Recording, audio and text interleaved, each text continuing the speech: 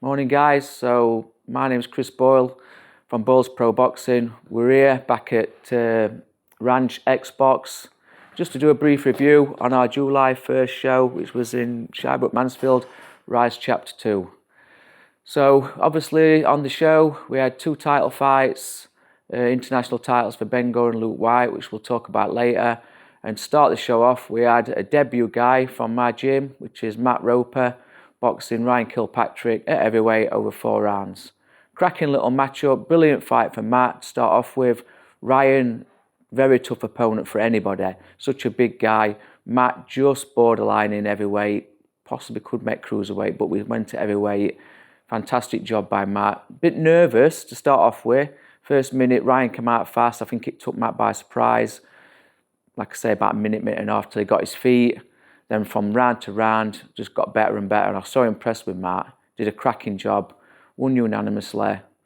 Brilliant performance. Good opponent, like we've said. On to the next for Matt. Second up was the workshop come Poland Ninja Hurricane in Konrad Nowicki.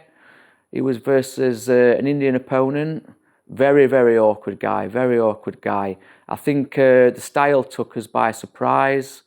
It was very, kind of like wide and arms everywhere. And I think Conrad took his time in the first round. Got caught with a couple of shots, which actually woke Conrad up a little bit. And then he got the job done in dramatic fashion. So that second KO in 2 fights for Conrad.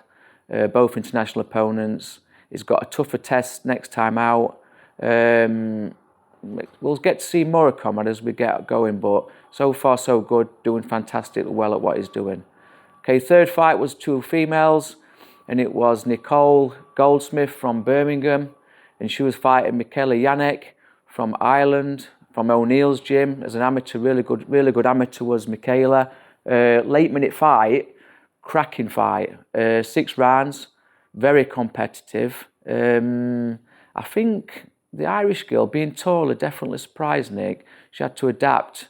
Started off a bit ropey, grew into the fight. 3rd and 4th round, Nick kind of like stamped her authority. 5th, maybe lost the 5th round, and then 6th round she took it to the line and got the win in a close fight. I think a good fight for Nicole, coming off a loss against Jamila Velios.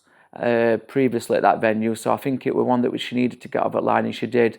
So she'll move on now, September 30th in Middlesbrough, and she'll be fighting an Indian opponent there. So on to the next for Nicole.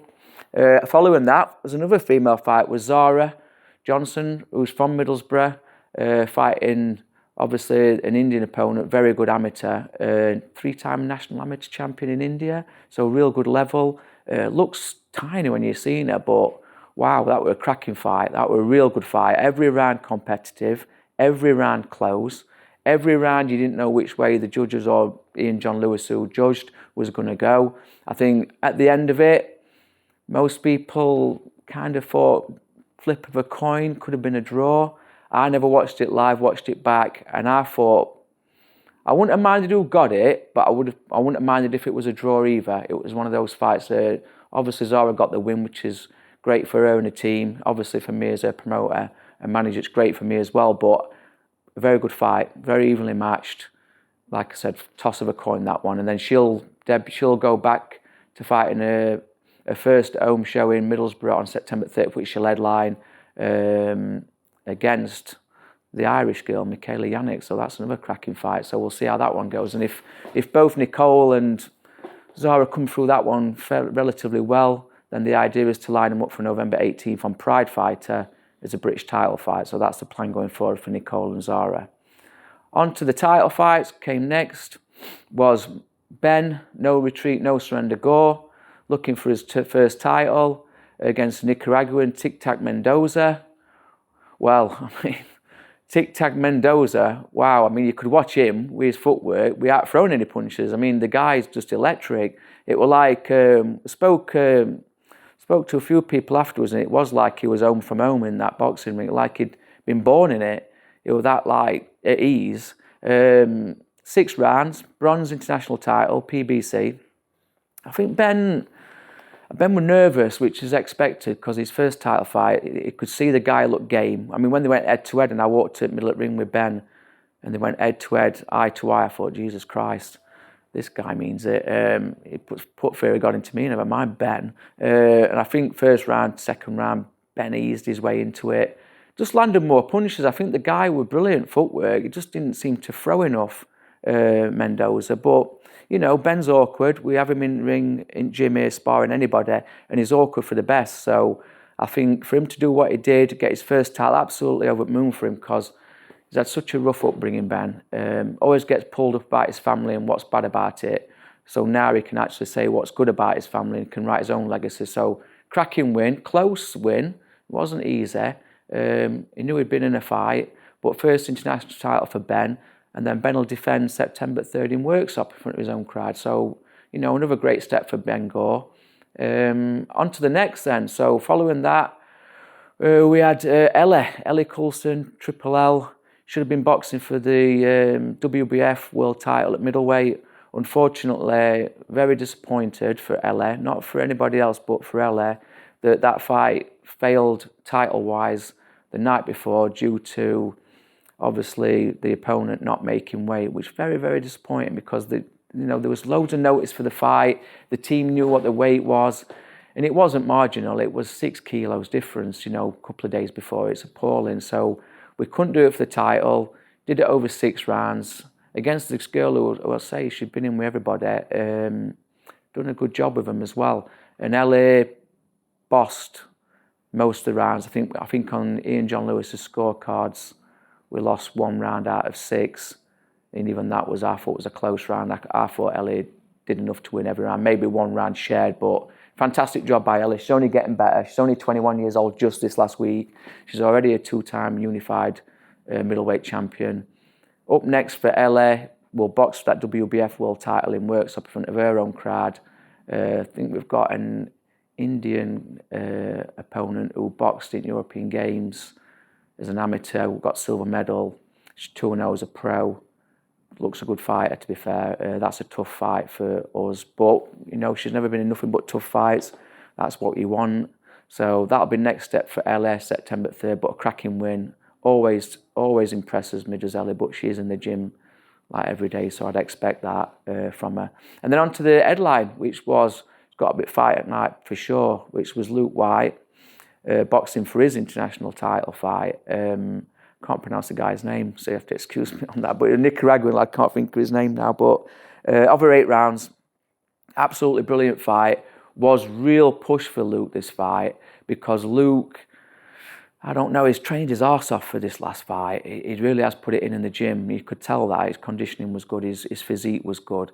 But after about 4 or 5 rounds, it was really struggling with the pace. So we had to get him back on his game, settle him down a little bit, take maybe a round and a half off a little bit, so he could come on strong in the last couple of rounds, which he did. Close fight, very close fight. I think it was 2 points in it at the end. So really good fight. Crowd loved it. Crowd were really, really invested in it from about the first round right through to the 8th. You didn't know which way it was going to go because that guy just seemed to... He was very good at navigating the rounds. He'd start slow, a bit ponderous, spit his gum shield out a couple of times, trying to gimmick you into feeling you were feeling it and tired. And then all of a sudden, the guy just burst into life. So very experienced pro. Boxed for 2 world titles before, WBA lost, but he had a world title experience. You could see that.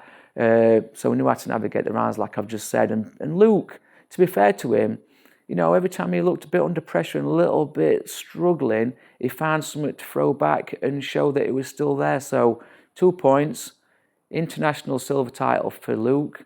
Big step for him, that, because he's not a confident lad. Not by his own persona, he's really not. So that'll push him on, leaps and bounds. And then September 3rd, he'll also defend that title in Worksop. Opponent to be confirmed, but I think I've got a name which I'll be able to announce in the next 2 or 3 days. Overall, absolutely cracking show. All my fighters who I managed and train and promote got the wins, which they weren't easy wins by far. Good fights, close fights, 60-40s, 50-50s, maybe Conrad's 70-30, but rest of them were what we've just said. Rise Chapter 2, done. First time for Ian John Lewis to do post-fight interviews, which were cracking. I think that's a great thing for us to do. Nobody's done it before. People have said that it should be done, but it never has been. Not on any state or country anywhere. So we've done that. We have an A-star referee in Ian who's fantastic at what he does, knows the boxing inside out. And I thought it was great. Even I enjoyed listening to it afterwards and on the night. It was just good for the fighters to get an insight of what he thought he seen, because from a coach's point of view, sometimes I'm only looking at my fighter. I don't really appreciate what the other fighters are doing, and I don't really also score them as well as I do my own. So I'm always going to be biased. So to get his point of view and his tips from our fighters going forward, priceless. So I'm really happy with that. Yeah, great event. Mobile tattooist, even got a tattoo before the fight started with the supervisor, who also got a tattoo outside of me. So we were discussing the show whilst getting some tattoos, which were brilliant. Again, another groundbreaking thing for Rise, which was fantastic. So overall, cracking night. September 3rd, we go again in workshop. Let's get behind me and my team. Let's show the support, and let's see if we can push again and again and make Rise a future star event. Thanks, guys.